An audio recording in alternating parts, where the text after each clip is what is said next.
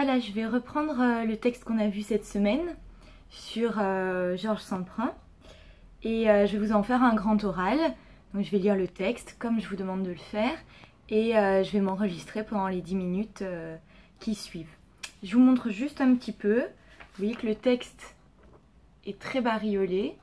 Ça me permet de faire en direct mes analyses comme je vous l'ai dit en cours. Et le brouillon est très soft. Il y a juste les étapes qui sont remplies, c'est-à-dire vous avez les différentes étapes de l'introduction et juste ce dont j'ai besoin pour faire mes phrases dessus en fait. Et après il y a très clairement les parties qui ressortent avec la construction du plan et les références que je vais utiliser. Vous voyez que là, suite à la flèche, il y a la conclusion. Vous voyez que c'est le passage le plus développé avec l'introduction. Le reste est vraiment sous forme de plans et de notes. Voilà. Donc je vous lis le texte et après je fais mes 10 minutes. Ayant traversé toute ta vie avec ces épreuves, c'est au philosophe que je m'adresse. Quel est pour toi le sens de la vie? En tires-tu plutôt une connaissance ou un questionnement? Georges Semprin. Pour le dire d'une façon paradoxale, le sens de la vie, c'est que la vie n'est pas la valeur suprême. Souvent, on affirme le contraire comme une évidence. Certes, préserver la vie est évidemment, au premier abord, une action moralement supérieure. Il y a pourtant des valeurs encore au-dessus, puisqu'on peut leur sacrifier sa vie. La liberté, par exemple. Contre un occupant étranger, une dictature, une situation d'oppression intolérable, on se dresse pour la liberté au péril de sa vie. Il existe donc une autre forme de hiérarchie. Georges Semprin, Le langage et ma patrie, page 114-115.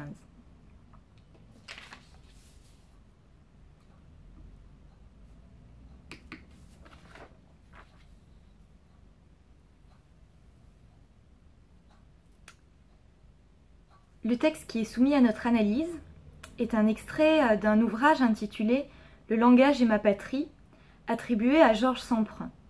Ce qui nous interpelle immédiatement, c'est le fait que le titre semble peu relié à ce qui est dit dans le passage qui est soumis à notre sagacité.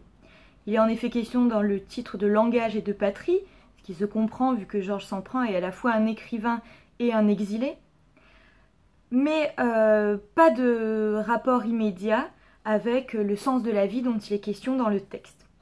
Nous pouvons donc penser qu'il s'agit ici d'un dialogue qui amène des discussions, dont évidemment le thème central sera le langage comme patrie, mais dont le passage constituerait une digression, dont le tremplin serait la question de Franck Aprédéris ici.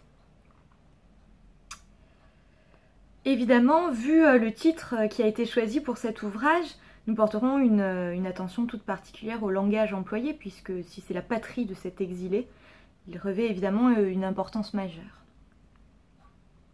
Le texte se présente sous la forme de dialogue, donc nous pouvons imaginer que l'ensemble de l'œuvre est dialogué. Il s'agit d'une réflexion en train de se faire, donc nous pourrons analyser que dans la forme, il y a un certain nombre de scories qui rend le discours à la fois particulièrement attachant, on y est particulièrement attentif, et en même temps forcément imparfait.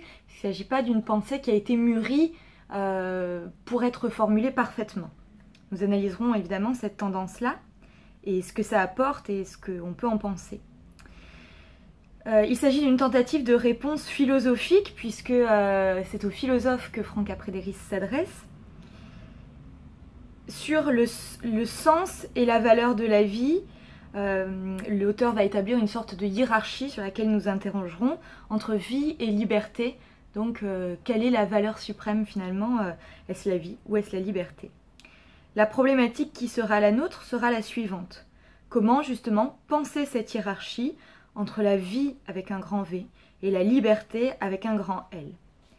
Pour nous attacher à répondre à cette question, nous envisagerons d'abord la liberté comme valeur suprême, puis nous poserons la question de la vie comme finalité. Commençons par envisager la question de la liberté qui pourrait être une valeur suprême. Je commence par remarquer que l'analyse proposée par l'auteur est en décalé par rapport à la question posée par Franck Aprédéris. Celui qui pose la question précise bien quel est pour toi le sens de la vie. Je m'adresse au philosophe et il prolonge sa question en distinguant connaissance et questionnement. Georges Samprin passe sous silence cette distinction entre connaissance et questionnement. Cependant, on peut comprendre que c'est plus une question qu'il se pose encore, vu la réponse qu'il fait, même évidemment si elle est réduite dans le texte pour des raisons d'espace. À cette question, Georges Samprin répond, je cite, « Le sens de la vie, c'est que la vie n'est pas la valeur suprême. » Et nous aimerions juste nous arrêter quelques secondes sur cette phrase pour montrer qu'en fait, elle décale la question qui est posée. Il ne répond pas « Le sens de la vie, c'est en donnant le secret de la vie. » En fait, il le dit clairement, donc il parle bien en tant que philosophe.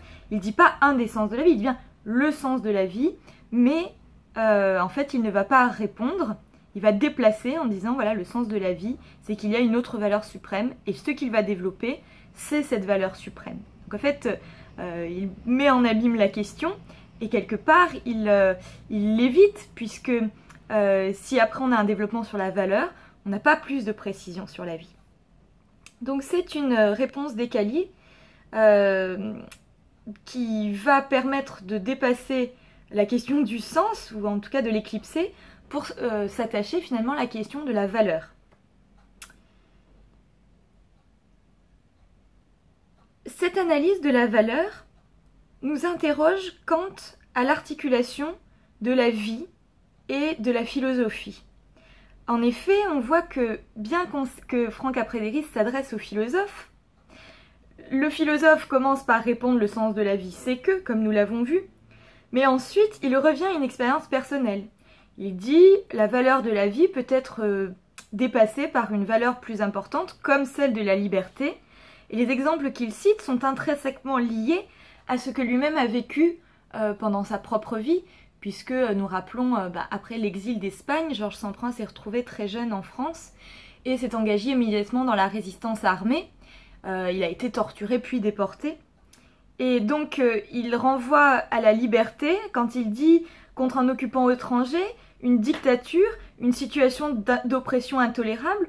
On voit qu'ici finalement l'universalisation se fait à moindre échelle, puisque finalement il revient aux exemples de sa vie, qu'il étend aux autres moments où la liberté de l'homme a pu être réduite, mais en même temps il n'ouvre pas à autre chose que l'occupation, la dictature et l'oppression.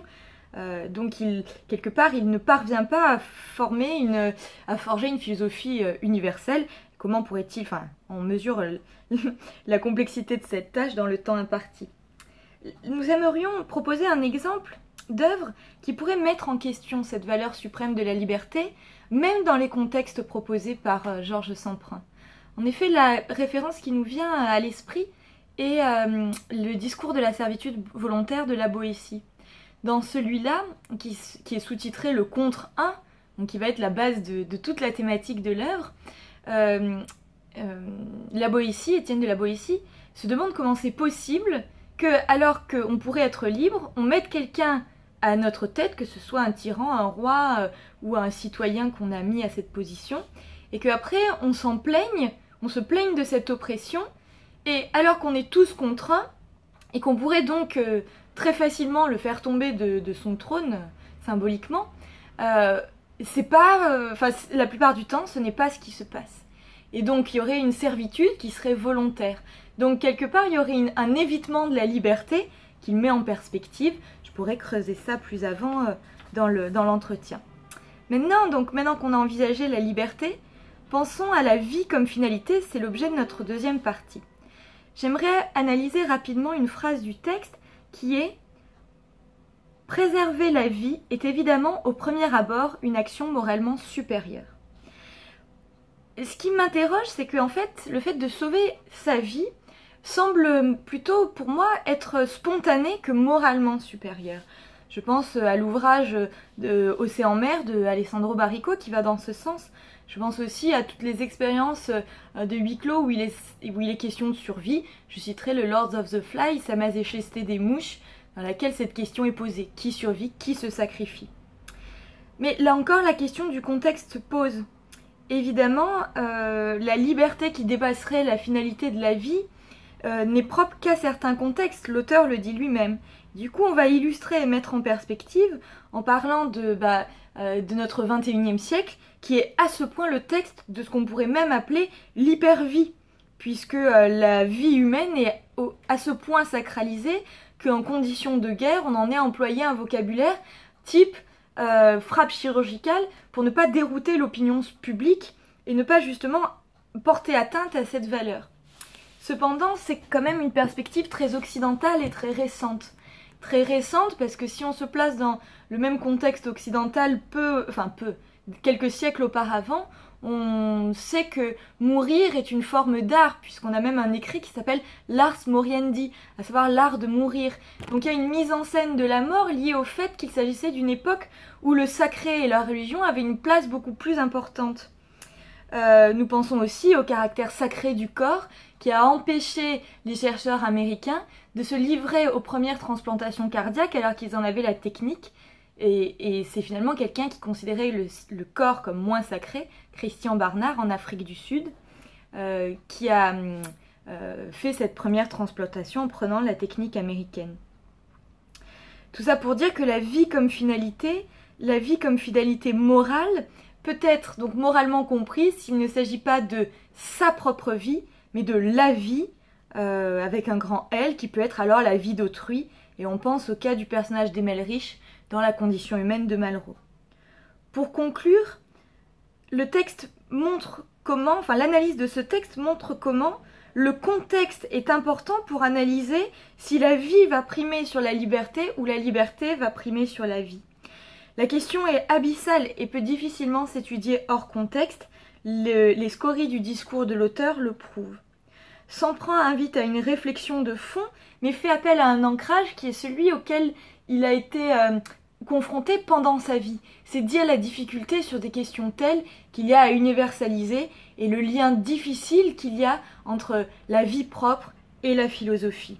Je terminerai en disant que Nietzsche a bien montré que la philosophie que l'on développe, on la développe pour répondre aux questions qui sont propres à celui qui se met en position de philosophe et qui s'universalise finalement par agrégat.